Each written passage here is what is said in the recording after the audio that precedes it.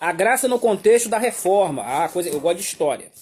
Isso é importante. Fiz aqui um pequeno resumo, mas eu vou dar aqui, enquanto a Mônica traz a água, para a gente acompanhar junto. A mesinha ficou boa. Apoia. Então, vamos lá. A graça no contexto da reforma, é o tópico 3. A corrupção da doutrina da graça. O contexto da reforma protestante do século XVI é muito diversificado. Contudo, é possível identificar alguns fatores que contribuíram para o surgimento da reforma. O catolicismo perdia influência e por isso surgiu uma reação contra os líderes religiosos, por conta do seu baixo nível moral, a rejeição da doutrina católica como válida, um maior interesse pela educação, que deixa de ser um privilégio dos líderes católicos, uma maior diversidade doutrinária. De uma forma direta, pode-se afirmar que a reforma surge como uma resposta ao enfraquecimento, deturpação e negação da doutrina da graça, que no período medieval havia sido totalmente desconfigurada. A salvação pelas obras havia substituído a salvação pela fé, somente. Está lá que a gente acabou de ler em Romanos 1,17, né? Em outras palavras, a salvação havia se tornado meritória. Então, nisso aqui eu quero falar a importância da Igreja Católica. Como? Organização, cidades, né? Metrópoles, assistencialismo, hospitais, na educação. Porém, existia um problema chamado simonia. O que é a simonia? Pastor, se eu tinha lá 300 mil reais. O nome do seu filho caçula, qual é o nome dele? Gustavo. Eu quero que o Gustavo seja um bispo. Então o senhor comprava esse título para ele. Ele vivia no mosteiro, ele ia ser ensinado, ele ia ser alfabetizado e já saía dali bispo. Mas às vezes o senhor comprava o título com uma criança de 5 anos de idade. Como é que essa criança ia crescer sabendo que o título dela foi comprado? A corrupção era assim. Quem tinha mais de... Quem tinha mais, mandava mais. E o que acontecia aqui quando fala sobre baixo nível moral? Existe um dogma, né? Os padres não casam. Por que isso foi decretado? Naquela época, no início da caminhada, já nessa época medieval, os padres tinham relações extraconjugais.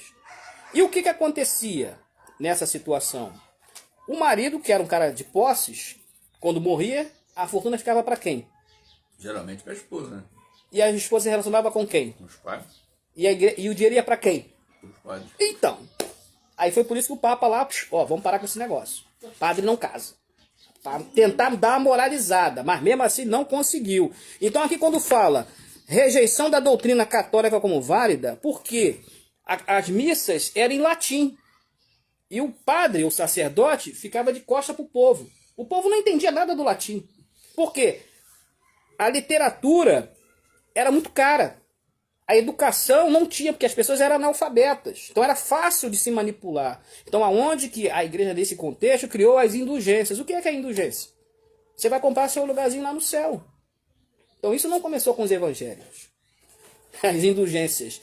Existia uma coisa chamada ópulo de São Pedro. O que era o ópulo de São Pedro? Era uma contribuição que você dava para sustento do Papa e construir a Basílica de São Pedro. Que você vê lá no Vaticano, foi à custa disso.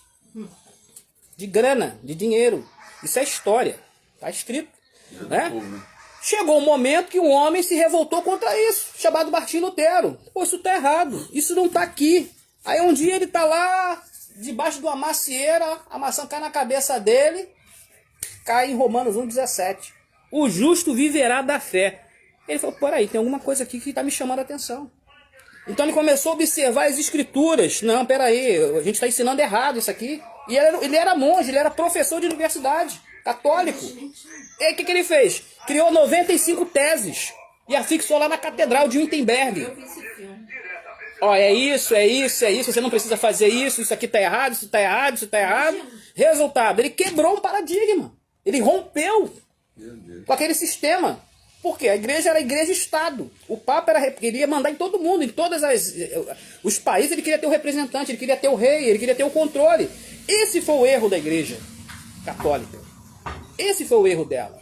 Como doutrina, como pregação do evangelho até então, foi 100%. as santas casas, herança católica. As universidades, herança católica. Sim. Na formação do homem, mas só para quem tinha dinheiro. Quando Gutenberg, em 1456, cria a imprensa, o prelo, o que aconteceu? As pessoas começaram a ter acesso à informação, pastor. Começaram a ser alfabetizadas através da Bíblia. A gente vai ver John Wesley. John Wesley, a escola dominical vem da onde? Vem da igreja metodista. Ele pregava o evangelho no domingo. Escola dominical vem daí. Pregava na Bíblia. E as pessoas começaram a ter acesso ao quê? À informação. Começou a ser impresso. Porções da Bíblia. O que eles não entendiam em latim foi traduzida para o seu idioma. Então foi uma revolução, foi uma reforma. Então quebrou esse sistema. Então aqui quando fala sobre a reforma surge como uma resposta ao enfraquecimento, deturpação e negação da doutrina da graça. Por quê? Os homens começaram a deturpar o evangelho. Banalizar. Então, Martinho Lutero se posicionou e essa reforma não chegou até hoje. E uma curiosidade, né? Quando eu anotei aqui, no caso, a Contra-Reforma, o Papa Leão X, em junho de 1520, pediu a cabeça de Martinho Lutero. E o seu protetor, ele não quis liberar o Martinho Lutero. Ele foi excomungado pela Bula Papal. A Bula Papal era um selo, era um documento oficial que excomungava ou mandava matar, enfim, era assim.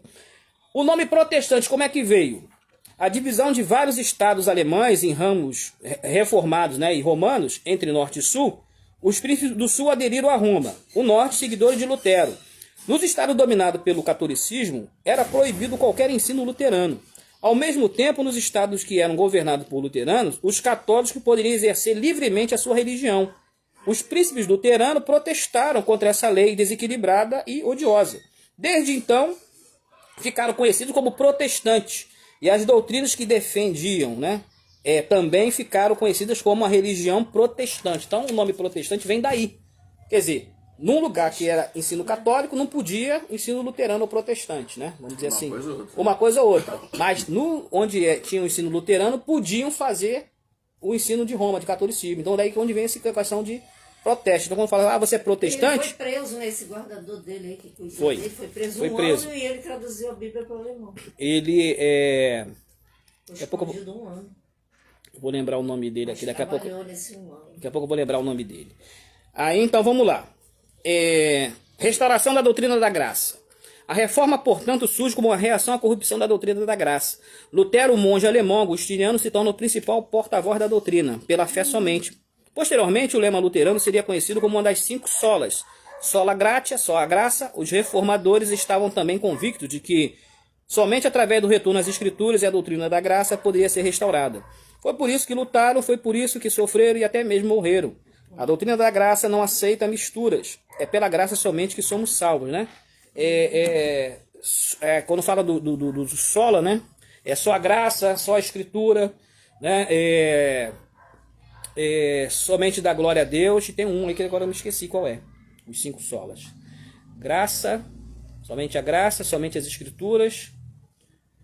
Daqui a pouco eu vou lembrar. Então o que acontece? A graça ela não aceita mistura. Não tem como você banalizar, não tem como você encaixar certas coisas do mundo na graça.